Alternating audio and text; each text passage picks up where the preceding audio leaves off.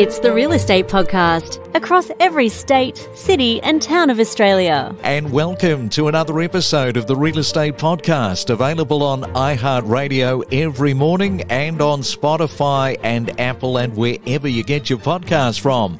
Yes, it's a Monday. The dreaded Monday is back upon us, and the 29th day of August for 2022. Just 3 more days and we're into September. And then, of course, knocking on the back door will be October, and then Christmas will be here before we know it. Stop it, I know. It's way too early to be talking about Christmas. At least getting up at this time of the morning, if you're out of the bed nice and early this morning, the temperatures over the weekend have been good, so it is a little bit easier getting out of that bed, and I hope your weekend was a good one.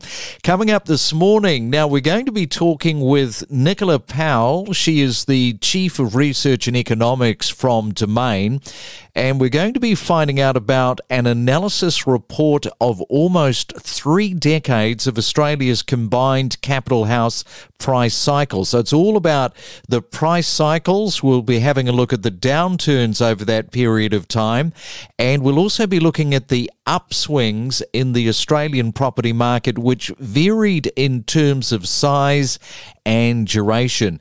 So that is all coming up with Nicola very shortly. If you're celebrating your birthday on this Monday morning for the 29th day of August, happy birthday. And a bit of a black day on the calendar in the US. If you go all the way back to 2005, Hurricane Katrina made its second and third landfall as a Category 3 hurricane, devastating much of the US Gulf Coast. And if you're wondering how many people were killed, over 1,800 lives were lost, and it caused over $115 billion in damages. And that happened on this day back in 2005. From first home buyers to property investors and everything in between. Every morning on the Real Estate Podcast. It's the Main Centre forecast with propertybuyer.com.au. And checking on your weather around Australia. First we go to Sydney, expecting a mainly cloudy day, but it should be dry. 21 is your forecast high. A few showers in Melbourne today, but the temperature's okay, 18 degrees.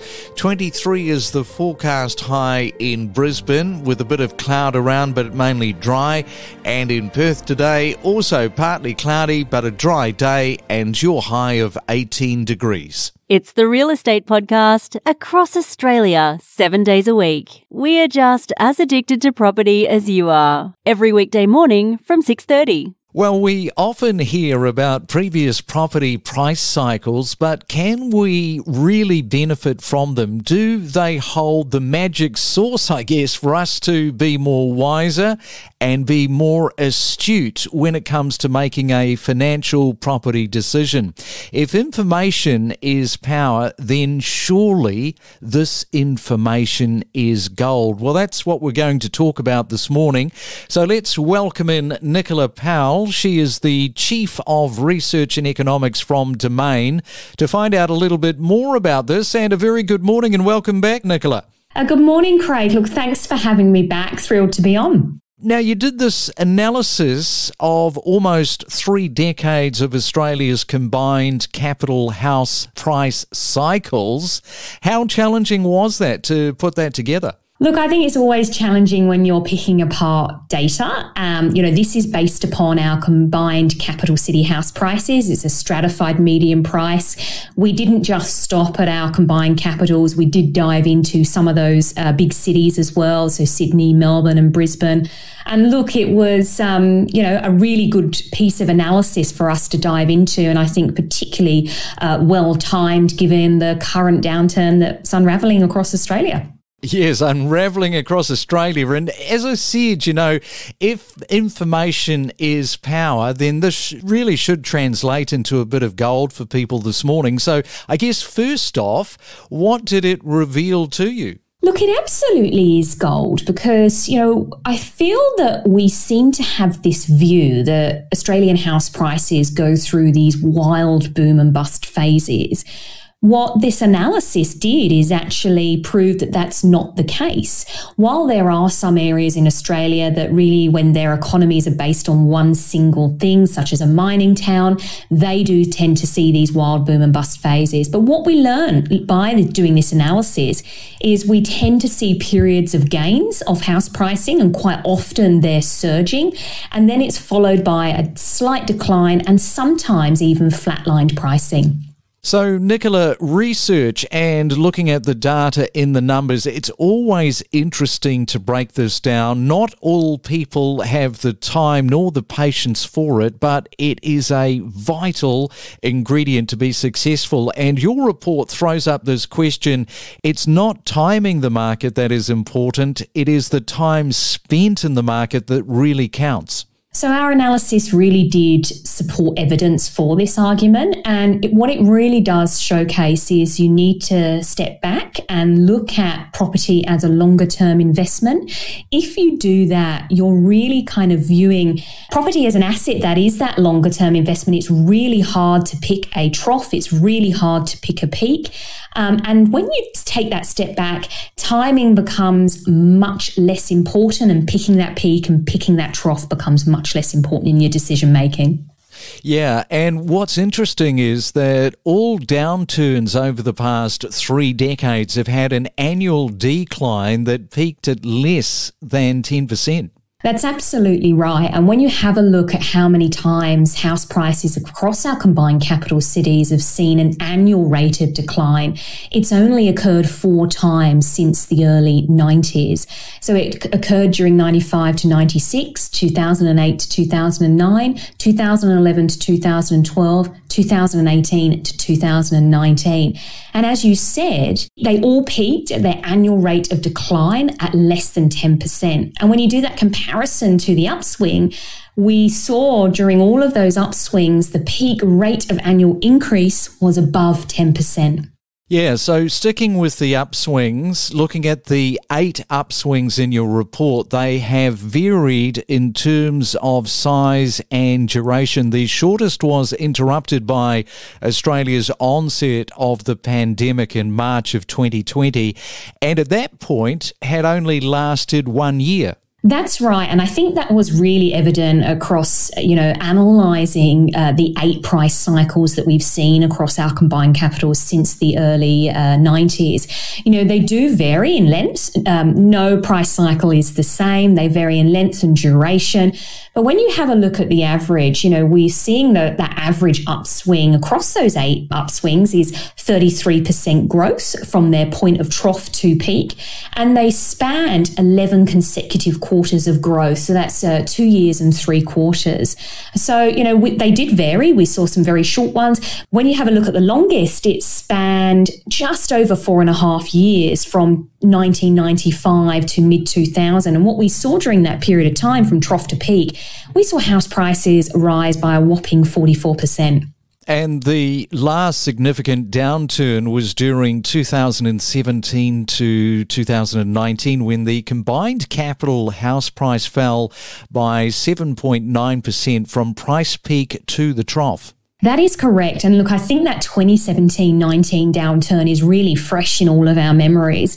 And, when you have a look across the different cities, we did see a more significant fall coming out of Sydney and Melbourne. So during that downturn, we saw Sydney house prices fall by 13.9%, and we saw Melbourne house prices fall by 10%. And when you have a look across the declines in house price cycles over the last 30 years, one of the other things that this analysis revealed is that we are seeing the steepness, so the depth of that fall has become more significant as time has gone on. And that 2017 to 19 downturn has been the steepest that we've seen to date through our house price cycles. And it's always interesting for people to be aware and factor in that an upswing always trumps a downturn, and the duration of an upswing tends to be longer than the subsequent downturn, right? That is absolutely correct. So over those 8 price cycles across our combined capital cities, The length of an upswing tends to be longer than the downturn. We see a greater increase in price relative to the subsequent decline that follows. So historically, what that means is downturns have been shorter and less severe compared to the preceding upswing. And although interest rates are on the minds of everybody at the moment and critically important, they are not the only factor influencing housing prices. That is absolutely correct. And I think, interest rates are really a hot topic at the moment. They are on all of our minds. And I think coupled with strong levels of inflation, we are seeing us all kind of tighten our belts. We are looking at how much we spend. It has damaged our borrowing capacity. But I think, this is about thinking about the big picture when it comes to property, that interest rates are not the sole factor driving and influencing housing prices. There are many other factors that influence it, things like tax settings, banking regulation. And, that's a great example because the last downturn, was really constructed. It was a structural downturn as a result of APRA changing lending conditions. Other things that influence house pricing is population and income growth, but also the responsiveness of new housing to supply to the growing demand. All of these things together influence property prices. It's not just solely interest rates. And just finally, Nicola, how important are historical perspectives in providing some insightful lessons? Look, I think what this analysis does is puts a little bit of perspective onto the current scenario in our housing market. I think, particularly when, you're a homeowner and there are conversations and models out there predicting significant falls in property prices, I think what we can do is learn. While all price cycles are different, we can learn from history. And we've never seen prices pull back significantly in our Australian house price cycles. To see housing prices pull back to what they were pre-pandemic, we would need to see them fall by a further 25%. We have never seen that occur across our, 30 years of price series. And I think it's also really important to remember that the ups and downs of a property cycle are really reflective of a healthy property market. It's just like the expansion and contraction of the economy. And I think, what we can do is learn from the past 30 years of price cycles.